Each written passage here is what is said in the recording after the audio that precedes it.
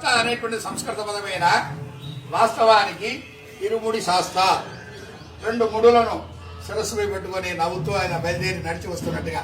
ఎక్కడి నుంచి వస్తున్నారు? ఈయన అమ్మగారు కపటమైన తలనొప్పితో బాధపడుతున్నట్టుగా ఒకసారి నటించారనమాట. రాజరాజుడైన తమ్ముడికి రాజ్యాభిషేకం చేయాలనే కోరికతో దుర్మంత్రి గారి ఉపదేశంతో ఈయన అడవికి పంపించి పులిపాలు దమ్మనాలా, అప్పుడైతే పులివాత పడిపోతారు, రాజరాజుడు మనకు రాజ్యాభిషిక్తుడైపోతాడని దుర్మంత్రి చేసిన దుర్బోధన వల్ల ఈమె కపటమైన శిరోవేదన నడిచింది. పాండ్యరాజు గారి యొక్క పత్ని, పందల రాజు గారి యొక్క భార్య, మన మణికంఠ స్వామి గారిగా ఉన్నప్పుడు ఆమె తల్లి పందల వాసంలో మణికంఠ స్వామి వారు 12 సంవత్సరాలు పశుబాలుడు రూపంలో ఉంటారు చూడండి.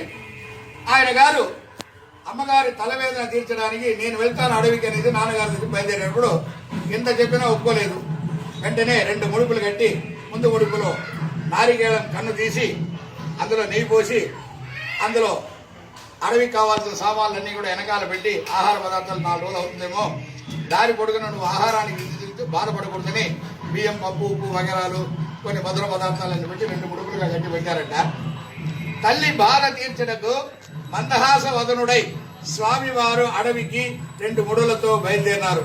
ఆ సాంప్రదాయాన్ని ఈ రోజు కూడా శబరిమలైకి వెళ్లే వాళ్ళందరూ కూడా ఇరుముడిగా కట్టుకొని వనయాత్రకు బయలుదేరుతున్నాం. వెళ్లేటప్పుడు వెళ్లి వస్తాను చెప్పకూడదు, ఎందుకంటే అడవికి వెళ్తున్నాడు కనుక. శాస్త్రా వారు కూడా మణికంఠ స్వామి వారు కూడా వెళ్లి వస్తాను అనలేదు, తన పాటు వెళ్ళిపోయాడు. అలాగే ఇరుముడి కట్టుకుని వెళ్లే వాళ్ళందరూ కూడా భార్యా బిడ్డలకు టాటా సీరియో చెప్పకుండా అయ్యప్ప స్వామి తిరిగి పంపిస్తారనేటువంటి మనోగతంతో పోతారు. దానికి స్వరూపంగానే ఇది పెట్టారు.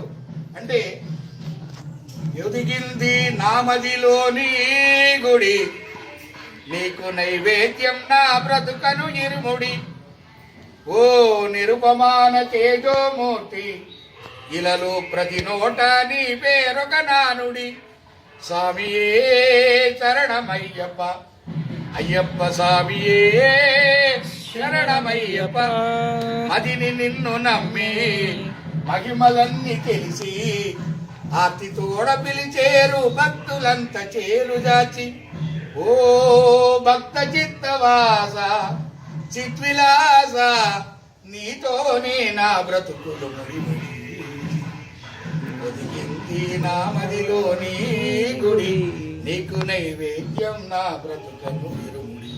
ఇప్పుడు ఆచార్య స్వాముల వారు అక్కడికి వచ్చిన్నారు. వారి దగ్గర 4 వేదములు ఉన్నాయి. వారు 4 వేదములు నిష్ఠాతులైనారు. ఈయన గారు ఏమో సకల వేద సారం, అయ్యప్పకు సకల వేదములు అన్ని తెలుసంట. వేదము, శాస్త్రము, జ్ఞానము, విజ్ఞానము అన్ని, మీమాంస అన్ని తెలిసిన వారైనా, తర్కం అన్ని. సకల వేద సారం ఇలను నీ అవతారం, 18 మెట్ల వెనుక ఉన్నది మా తీరం, ఓ శాంతమూర్తి నీదు స్ఫూర్తి కలిగించవా, ఎటు కదలే నీరు ఈ మాయ సంసారపు సుడి, ఎటు కదలే నీరు ఈ మాయ సంసారపు సుడి.